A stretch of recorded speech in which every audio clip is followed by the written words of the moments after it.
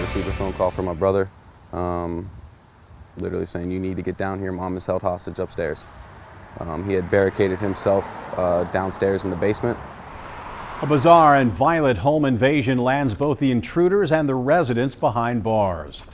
Good evening, everybody. Two 18-year-olds and two 19-year-olds are locked up after allegedly kicking in the door of a home early Sunday morning. The residents, a mother and a son, are also facing drug charges. Just this afternoon, officers picked up Devonte Kaetzel. He is charged with complicity to commit aggravated burglary and complicity to commit aggravated robbery. Isiah Phillips is charged with aggravated robbery, aggravated burglary, felonious assault, and kidnapping. Isiah Johnson is charged with aggravated burglary and aggravated robbery. Facing aggravated robbery and ag burglary charges, Kuku Karim turned himself in this afternoon. Rich Jaffe joins us now from Newtown with details you'll see only on Local 12. Rich, this is really kind of a bizarre story. It absolutely is, Cammie. Newtown police were already familiar with this little house on Church Street because the mother and son who live here were the subjects of an active drug investigation. Now, late Saturday night, early Sunday morning, 5 thugs showed up here, kicked in the door, and then took the mom hostage. They pistol whipped her. All the while, the person they really wanted, her son, was barricaded downstairs and on the phone. Cosby here.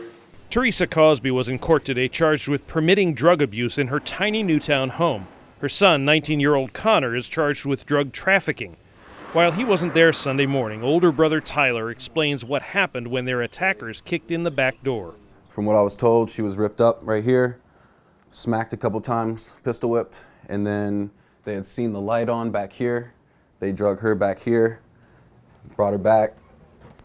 Thought someone was in here. They didn't. Hit her one more time, threw her to the ground, started proceeding to look for money. While the thugs told Teresa her son was already dead, he and a neighbor were actually in the basement and heard the door shatter. He said he shut this door. He said he put the fireplace in front of the door. I think he probably scooted over his dresser as well. Police say their investigation began when they heard that Connor was possibly dealing vape pens, e-cigarettes loaded with marijuana oil. A search warrant after the attack yielded a whole lot more.